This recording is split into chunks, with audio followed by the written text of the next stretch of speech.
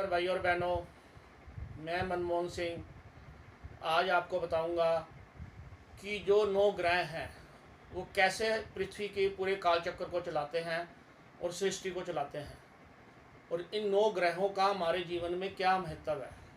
प्रायः लोग समझते हैं या सोचते हैं कि ये 9 ग्रहों का हमारे जीवन में क्या रोल है, या कुंडली में ये जो 9 ग्रह हैं इनका क्या रोल रहता है हमारी ज़िंदगी में, ये हमारे जीवन में कोई महत्व रखते भी हैं या नहीं रखते। आज मैं आपको बताऊंगा कि कैसे ये 9 ग्रह हमारी पूरी सृष्टि को भी चलाते हैं और हमारे जीवन के पूरे कालचक्र को भी चलाते हैं और कैसे इनका पूरा महत्व है। तो चलिए मैं आपको बताता हूँ। तो ये तो सब जानते हैं प्राय कि सृष्टिकर्ता जो है ब्रह्मा है, पालनकर्ता विष्णु है और विनाशकर्ता महेश है। यानी कि विष्णु, ब्रह्मा, महेश, इन तीनों के बारे में सब लोग जानते हैं। अब ग्रहों से क्या संबंध है और ग्रह कैसे ऐसे पृथ्वी में इन चीज़ों को चलाते हैं, ये मैं आज आपको बताता हूँ। तो जो सूर्य है इसको ब्रह्मा जी के साथ संबंध बनाया गया है।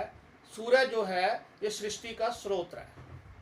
सृष्टि को चलाने के लिए सूर्य का सबसे बड़ा रोल रहता है। तो सूर्य को ब्रह्मा जी के साथ जोड़ा गया है। विष्णु जो है, विष्णु जी हैं, उनको पालनकर्ता बोला गया है। तो वो पालनकर्ता हैं। तो पालनकर्ता का जो रोल है विष्णु जी का है, वो चंद्रमा वो रोल करता है हमारे जिंदगी में। चंद्रमा पालनहार करता है। चंद्रमा पालनहार की जितनी भी चीज़ें हैं उनका कारक माना गया है। इसके बाद आते हैं महेश जी जैसे संहार करते हैं। तो ये रोल जो दिया गया है ये शनि को दिया गया है। तो शनि का संबंध महेश जी के साथ रखा गया है। तो सूर्य जो है सृष्टि का स्रोत है, चंद्रमा पालनहार है और शनि को दंडाधीश की उपाधि मिली हुई है और करता है संहार। तो शनि हमारा संहार करता है, सूर्य सृष्टि का स्रोत है और चंद्रमा पालनहार है। अब ये सृष्टि के निर्माण में और सृष्टि को कैसे ये 9 ग्रह मदद करते हैं ये मैं आज आपको बताने जा रहा हूँ। ये बहुत जरूरी है, आप समझिए इसको, बहुत अच्छा है ये। तो सूर्य को आपको पता चल गया सृष्टि का स्रोत है। चंद्रमा अर्थात जल, अनाज, दूध, वनस्पति और खाद्य पदार्थों का कारक चंद्रमा है। तो चंद्रमा का रोल भी आपको पता चल गया। इसके बाद आते हैं मंगल पे। तो मंगल यानी भूम, मंगल का दूसरा नाम भूम भी है। तो भूम यानी भूमि। तो मंगल जो है वो भूमि अर्थात भूमि का स्वामी है। तो पृथ्वी का जो स्वामी है माना जाता है वो मंगल माना जाता है। तो मंगल का रोल भी आपको समझ में आ गया कुंडली में क्या होता है। अब आते हैं बुध के ऊपर, बुध ग्रह के ऊपर। बुध पृथ्वी तत्व है तथा बुद्धि का कारक है। पृथ्वी तत्व है और हमारी बुद्धि का कारक बुध करता है। बुध ग्रह को ये इस चीज़ का कारक माना गया है। इसके बाद आते हैं बृहस्पति, गुरु, जुपिटर ग्रह पर। बृहस्पति, गुरु, जुपिटर ग्रह की चीज़ का कारक रहता है और ये क्या क्या देखता है हमारा, ये मैं आपको बताता हूँ।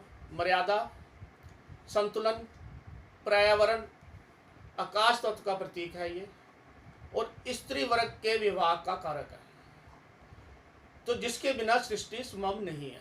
तो बृहस्पति का भी बहुत बड़ा रोल है। और जिन स्त्रियों या लड़कियों की कुंडली में बृहस्पति अच्छा नहीं होता, उनकी वैवाहिक जीवन अच्छा नहीं होता। मैं आपको बिल्कुल साफ बता रहा हूँ, उनका वैवाहिक जीवन बिल्कुल अच्छा नहीं होता।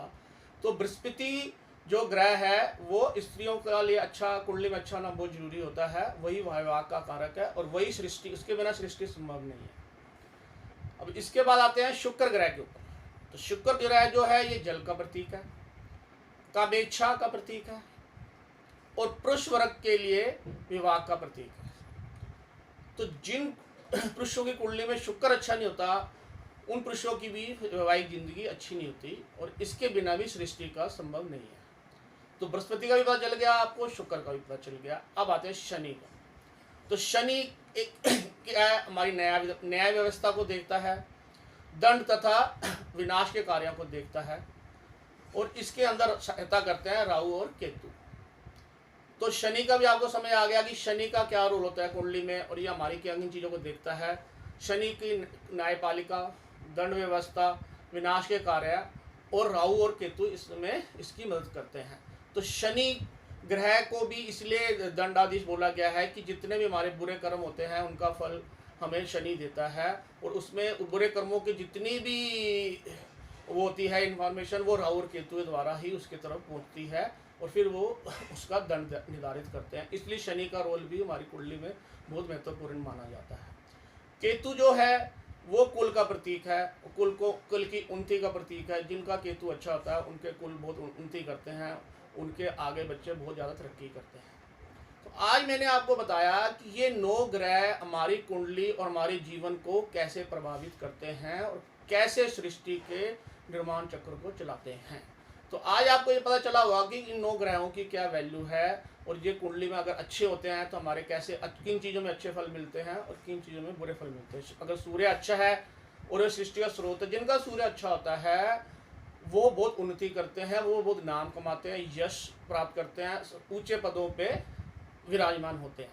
जिनका चंद्रमा अच्छा होता है वो इन चीज़ों के अंदर जल का प्रतीक, खाद्य वस्तु, इन सब चीज़ों में बहुत अच्छा उनका जाता है और इनका नहीं अच्छा होता, उनको इन चीज़ों की कमी रहती है। ऐसे ही मैंने आपको बताया मंगल जैसे भूमि का कारक है, तो जिनका मंगल अच्छा आता है उनके पास अच्छी प्रॉपर्टी होती है, उनके मकाम बहुत जल्दी बन जाते हैं। जिनका मंगल अच्छा नहीं होता उनको ज़िंदगी भर प्रॉपर्टी के लिए कोई ना कोई डिस्प्यूट रहता है या उनका मकान इतनी आसानी से नहीं बनता। ऐसे ही सब चीज़ों का रोल है। बुध का, बृहस्पति का वैवाहिक जीवन में, शुक्र का वैवाहिक जीवन में, शनि का हमारे कर्मों में।